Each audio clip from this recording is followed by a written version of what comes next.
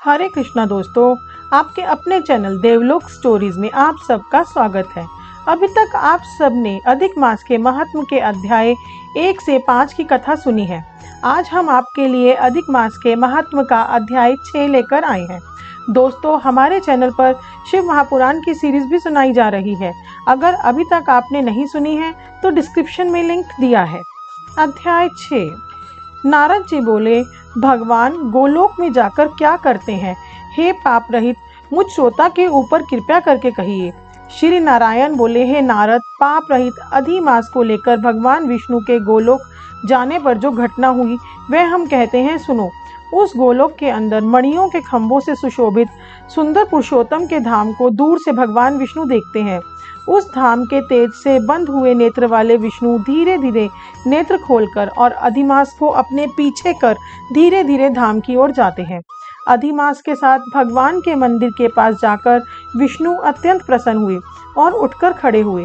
द्वारपालों से अभिनंदित भगवान विष्णु पुरुषोत्तम भगवान की शोभा से आनंदित होकर धीरे धीरे मंदिर में गए और भीतर जाकर शीघ्र ही श्री पुरुषोत्तम कृष्ण को नमस्कार कर कहते हैं, गोपियों के मंडल के मध्य में रत्नमय सिंहासन पर बैठे हुए कृष्ण को नमस्कार कर पास में खड़े होकर विष्णु बोले, गुणों के अतीत गोविंद, अद्वितीय, अविनाशी, सूक्ष्म, विकार रहित, विग्रहवान, गोपों के वेश के विधायक, छोटी अवस्था वाले, शांत स्वरूप, गोपियों के पति, बड़े सुंदर, नूतन मेघ के समान श्याम, करोड़ों कामदेव के समान सुंदर, वृंदावन के अंदर रास मंडल में बैठने वाले, पीत रंग के पीतांबर से शोभित, सौभ्य भौहों के चढ़ाने पर मस्तक में 3 रेखा पड़ने से सुंदर आकृति वाले, रासलीला के स्वामी, रासलीला में रहने वाले, रासलीला करने में सदा उत्सुक, 2 भुजा वाले, मुरलीधर, पीत वस्त्रधारी, अच्युत, ऐसे भगवान की मैं वंदना करता हूँ।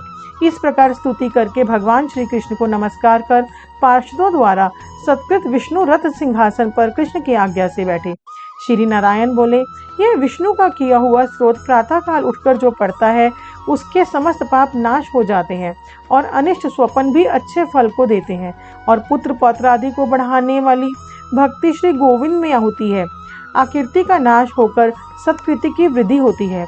भगवान विष्णु बैठ गए और कृष्ण के आगे कांपते हुए अधिमास को कृष्ण के चरण कमलों में नमन कराते हैं। तब श्री कृष्ण ने विष्णु से पूछा कि यह कौन है, कहाँ से यहाँ आया है, क्यों रोता है? इस गोलोक में कोई भी दुखभागी नहीं है। इस गोलोक में रहने वाले तो सर्वदा आनंद में मग्न रहते हैं। ये लोग तो स्वप्न में भी दुष्ट वार्ता या दुख भरा समाचार सुनते ही नहीं। अतः हे विष्णु, यह क्यों कांपता है और आंखों में आंसू बहाता दुखित हमारे सम्मुख किस लिए खड़ा है? श्री नारायण बोले, नवीन मेघ के समान श्याम सुंदर गोलोक के नाथ का वचन सुन। सिंहासन से उठकर महाविष्णु मलमास की संपूर्ण दुख गाथा कहते हुए बोले, हे वृंदावन की शोभा के नाथ, हे श्री कृष्ण, हे मुरलीधर, इस अधिमास के दुख को आपके सामने कहता हूँ, आप सुने। इसके दुखित होने के कारण ही स्वामी रहित अधिमास को लेकर मैं आपके पास आया हूँ। इसके उग्र दुख रूप अग्नि को आप शांत करें। यह अधिमास सूर्य की संक्रांति से रहित है, मलिन है, शुभ कर्म में सर्वदा वर्जित है। स्वामी रहित मास में स्नान आदि नहीं करना चाहिए, ऐसा कहकर वनस्पति आदिकों ने इसका निरादर किया है।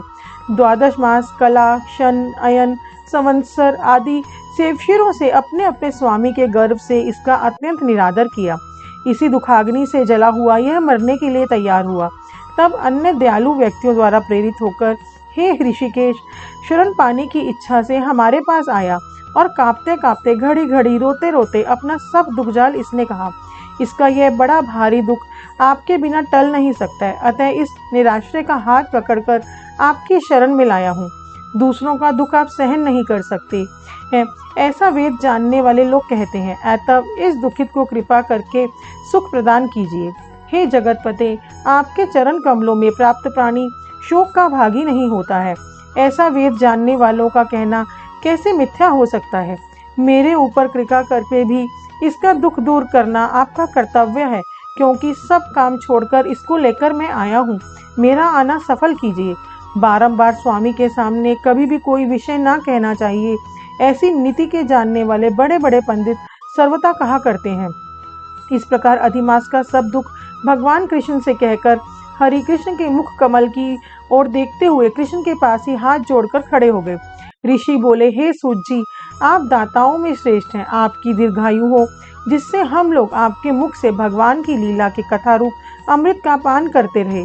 हे सूत, गोलोकवासी, भगवान कृष्ण ने विष्णु के प्रति फिर क्या कहा और क्या किया इत्यादि लोकोपकारक विष्णु कृष्ण का संवाद सब आप हम लोगों से कहिए। परम भगवत भक्त नारद ने नारायण से क्या पूछा? हे सूत, इसको आप इस समय हम लोगों से कहिए। नारद के प्रति कहा हुआ भगवान का वचन तपस्वियों के लिए परम औषध है। छठा अध्याय समाप्त हुआ। दोस्तों, नेक्स्ट पार्ट में हम आपके लिए अध्याय 7 की कथा लाएंगे। हमारे साथ बने रहने के लिए आपके अपने चैनल देवलोक स्टोरीज को सब्सक्राइब कीजिए। कमेंट बॉक्स में हरे कृष्णा लिखना ना भूलें। हमें इतना प्यार और सहयोग देने के लिए आप सबका बहुत बहुत धन्यवाद।